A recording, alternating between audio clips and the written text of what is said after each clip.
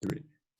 Hi everyone, thank you for joining us for our third video as part of our Japan Korea Pro series. My name is Asim Hussein. I am a Canadian of Indian descent. I'm joined here today with Xiaochen Su. He is an American of Chinese descent. We know how it is like being a minority in our own countries, considering how it's getting a lot of news exposure, particularly in the US, but also in Canada. But today we want to focus on what it is like being a minority working in Korea and Japan, in Seoul and in Tokyo. So to begin, I want to attack this question from two angles. The first is, how is it like being a minority in the workplace with your own coworkers? And then the second angle would be, how is it like being a minority and working with other firms, whether as a client for that firm or that firm being your client, and how you're treated in the business meetings and business settings that occur in those interactions. So let's start with Sue. Sue, can you share your experiences of working with coworkers who are Japanese and also who are Korean in the workplaces that you've worked in Seoul and in Tokyo? Oh, thank you very much, Asim. Just to give you a little bit of background information, I used to work in Rakuten, one of the largest e-commerce company in Japan, from 2010, 2011. And after that, in 2012, I worked as an English teacher in a Korean university, prepping a lot of Korean high school students for attending college in the US after they graduate from high school. So I want to focus on these two experiences. Well, a general comment about both of these places is that many Japanese and Korean companies in the past, I would say before the current decade, was quite focused on the domestic market. So a lot of their local employees are focused on domestic sales and dealing with domestic clients. This has changed, especially in the last 3 or 4 years, where a lot of the emphasis and a lot of the local staff have shifted toward developing foreign markets, especially in big markets like China and the US. So a lot of foreign staff are being hired explicitly for helping to develop these foreign markets for Japanese and Korean companies.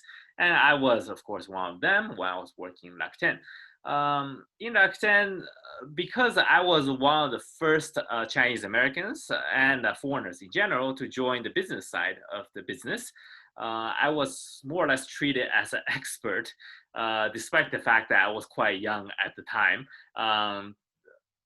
Expert on understanding both the US and the Chinese market, given my background. So the other Japanese local employees basically thought that I have a very good understanding of how the two countries work in terms of culture, in terms of business. So they would ask me a lot of questions. So I have to say, from a positive perspective, I was given a lot of respect for a person of my age at that time. In Korea, I was a English teacher, so understandably, people want to learn American English and attend American Mhm. colleges, right? So that's their end goal for these high school students. So I was not only teaching the language, of course, which compared to the clients and compared to local staff, I was an expert at, but I also gave a lot of insight on how American universities work based on my personal experience, as well as how American culture works, so that when these high school students end up going to college in the US or working there in the future, they can fit in better. Okay, that's my experience. Well, Mhm. Sim, how about on your side? Was it like working as a employee in a Japanese and Korean company? How did your coworkers deal with you? Sure. So let me just start with two things. The first is that, unlike Sue, I didn't actually speak Japanese very well when I first moved to Japan. I spoke conversational Japanese, but certainly not business level. And that's also the case now in Korea. I speak conversational Korean, but certainly not business level. So I'm going to tag it for somebody who spoke at a conversational level when I was in both countries. The second thing that you probably notice, you the viewer, is that I'm obviously not East Asian in appearance. So when people see somebody like me, they don't, in case of Xiaochen, if they see him in Japan or Korea, they might just assume that he's Japanese or Korean until he opens his mouth or he says his name. So in my case, they just know from the very beginning, this guy is certainly not Japanese and certainly not Korean. So that has an impact on how people will treat you as a coworker, which we will discuss first. So in Japan, honestly, I felt that me being a foreigner, particularly in the beginning, was that I was treated like a little bit better, a little bit nicer. than the other people that we're working with in terms of the expectations. But once you join a Japanese company, you have to realize that you, just like any other company, you're being paid to produce output. And if your output is lagging for any reason, whether it becomes an issue of language, that no longer becomes, after a first couple of weeks, maybe 1 month, that no longer becomes an excuse that you can rely upon. So the sort of treatment that you get will depend on your output. When I was producing very good output and I was following the rules of my company very well, and these are the same rules that are applied to me as are applied to Japanese, then people treated me very well. My seniors very much liked me. My juniors, because I was junior at the time, I didn't have any direct juniors early in my time working. They were also very amicable with me. But when I didn't, then I was treated like a Japanese would be. And in Japan, despite the image that you may have of a very polite workplace, in Japan, as people know, it can be very harsh when you make mistakes. And so I went through the exact same process. I don't regret it. It was difficult when it happened, but I think it was important to understand the full nature. And this would happen in America or in Canada too. If you made a mistake, you would pay the price for that mistake. And that was the case in Japan, and it's also the case in Korea here as well. And in Korea, I think the main difference is that I'm joining Korea as someone who's quite experienced. And so my position is at a relatively middle senior type level. I'm not quite a middle manager, but I do have juniors who work directly under me. And as a result, there's a sort of respect that comes with this, regardless of my Korean language skills. Of course, speaking Korean would improve my ability to work with my Korean coworkers, and that's what I'm aiming to do, just as I did in Japan. One final point I would like to make about working in both Japan and Korea, and certainly focusing more on the Japan experience, because I ended up speaking the language really well. I'm an N1. This is the highest level in the JLPT exam, and by the end of my experience after 6 years of working in Japan, I was able to speak pretty much like a Japanese would be able to speak. And at that point, coworkers essentially treated me as a Japanese. I mean, the fact that I'm foreign looking and have a different background than them is interesting, but it was never a barrier to talking about our families, to talking about the work at hand in Japanese in complete detail, to having arguments, constructive mostly. We would do this entirely in Japanese and hear each other's views and try to come up with a better solution. So that was my experience in Japan. In Korea, I'm still learning the language. It's still quite a basic level, so I can't comment from that perspective. But I can say that Korean coworkers are also very welcoming. Some people may not like you in Japan and Korea, but that's just simply the same as it would be in the U.S. or Canada. There's some people, some coworkers you just don't get along with, and I don't think that's something to do with them being Korean or Japanese and you being a foreigner. Great. And so, just before we go on to the next question, which is about how coworkers, not just not coworkers, but how it is working with clients, and when you're the client, shall we perhaps have a little discussion about business etiquette? Perhaps I can Yeah, start. certainly. Sure. Well, So, yeah, please, Asim, go ahead. sure. So, in terms of how we do Japanese business etiquette, it's a very precise and very formal procedure. I'd even say a ceremony. So, for example, when we have business meetings with clients, these meetings we're very well choreographed. So we'd all enter the meeting room. The clients would also be there, whether we're the client or the opposing party, so to speak. And then we'd have the very senior people on our either side begin by introducing each of our companies, and business cards would be exchanged. And this business card exchange is quite elaborate. People would literally, from senior all the way down to the most junior, will be exchanging business cards first with their senior, whoever is in the client position, and then finally onto their next senior person, all the way down to the junior person, and likewise. And it would take a little bit of time, about maybe 2 or 3 minutes during this process, because each time you'd be saying certain phrases like "very nice to meet you," "this is my name," "I'm from this company." And once that process is completed, people take their seats on either side, and they place a business card on top, in terms of seniority, on top of their business card holder. Now, that's the experience in Japan for me entering business meetings with other firms. In Korea, the process is very American, shall I say. So in Korea, sometimes you'd have a little bit more formal Japanese type of business card exchange and introductions, but in many cases, business cards may not get exchanged until the very end of the meeting in a more American style format.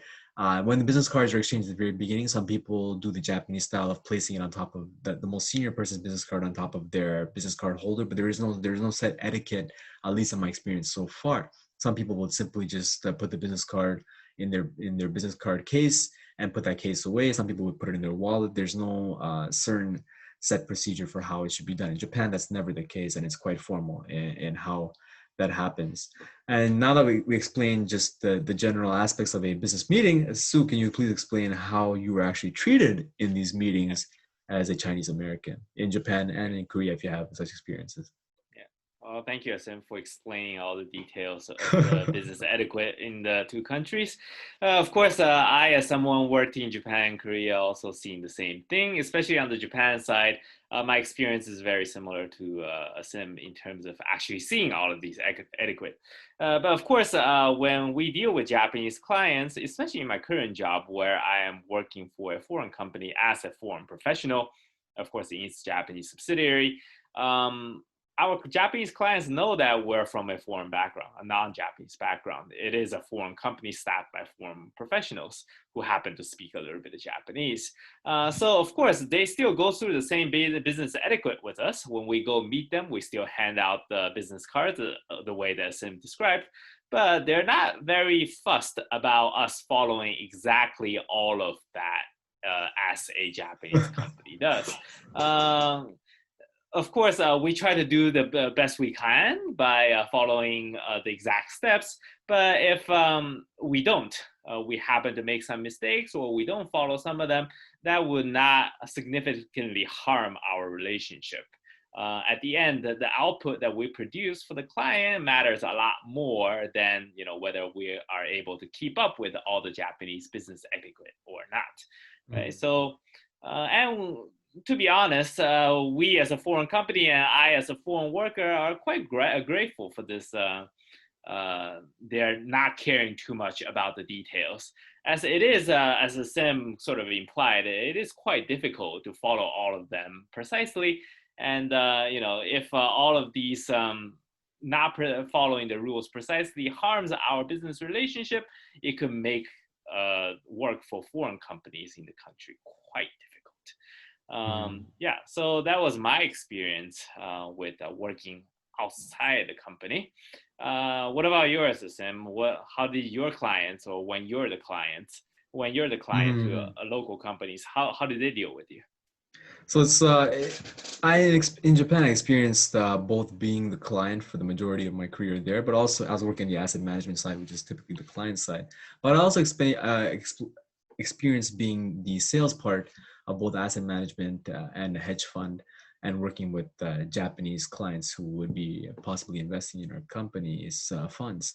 And in those cases, the sort of procedure, the sort of ceremonies that I outlined earlier are also very similar. There's the only difference is who goes first and the level of deferentiality during speech. But in most cases, people are speaking at the same level in terms of what we call keigo, or very formal Japanese. I think in my experience as a minority during these meetings, the very first question that gets asked, usually regardless of whether I'm the client or I'm the sales towards that client, is, do you speak Japanese, or does he speak Japanese? When I was more junior, when they would ask the senior person on our side of the firm, whether I spoke Japanese, and the answer thankfully was yes.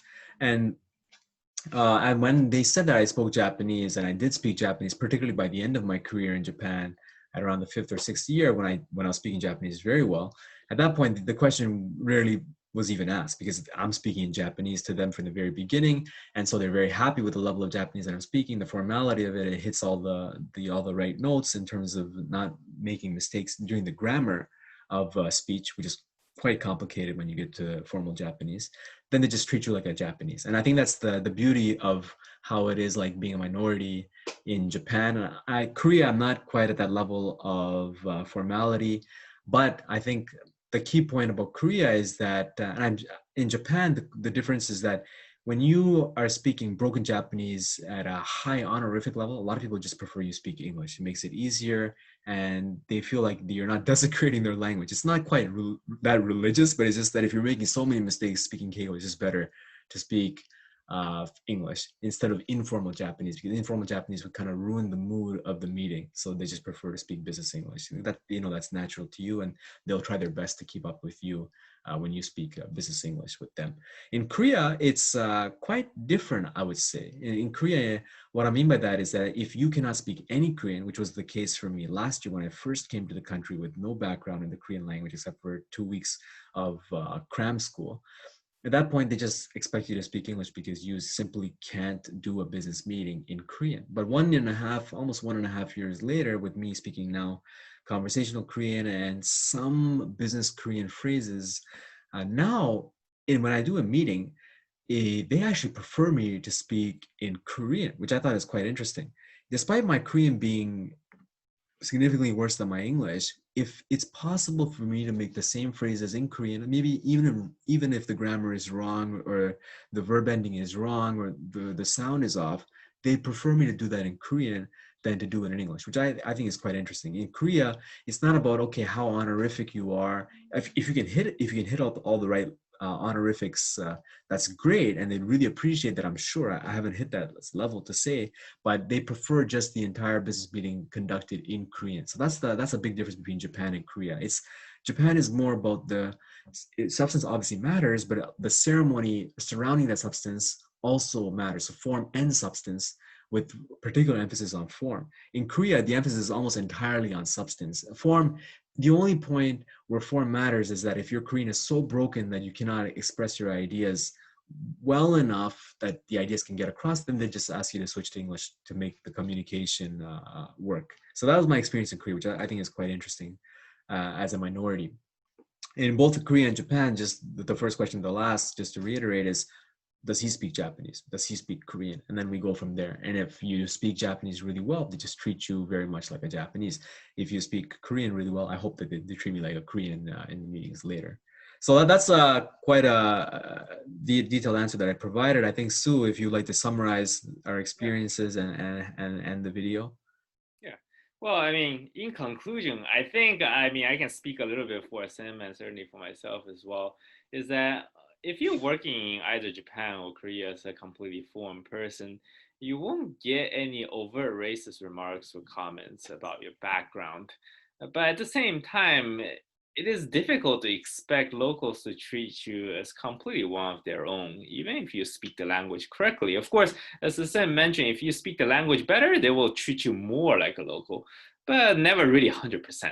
It really is how you look, where you're from, and of course your language level. All of that really matters in how they discriminate you as a foreign professional as compared to a local professional, whether you're Japanese or Korean. So yeah, but at the same time, as I briefly mentioned earlier, that is not necessarily a bad thing. It could be taken positively in that you don't have to follow all the complicated ceremonial etiquette that Asim mentioned earlier on. Asim, what about you? Do you have any last comments for our viewers? Not many. I just want to say that I think you summarized it very well. Just one final comment is that we are only speaking from our experiences. So we don't want to pretend that nobody has faced racist instances at work in Japan or Korea. And also, I'm not Black, I'm not white, I'm not many other races. And I have no idea what their experiences are. I've seen some of their experiences. I've worked with Caucasian people at my work, but I don't see how they are 24/7. Maybe they have a worse time. Maybe African Americans or people of African descent have a worse time in a Japanese or Korean workplace. We can't speak to that, but we can speak to our experience as a Chinese American, as an Indian Canadian, that this is how we lived our work lives in Japan and Korea so far. And so far, so good for the most part. There's been nothing major or traumatic episode where either of us have faced significant racism. So please do not let your race be a barrier to you coming here. The only barrier is language and culture. And if you're willing to put in the effort to learn both of those, then I think you can have a great life in Japan or Korea. And we look forward to welcoming you when that happens. So thank you, and stay tuned for future videos. We'll discuss many other topics that are work related, but also not work related. So let's see what we come up with then. Have a good evening.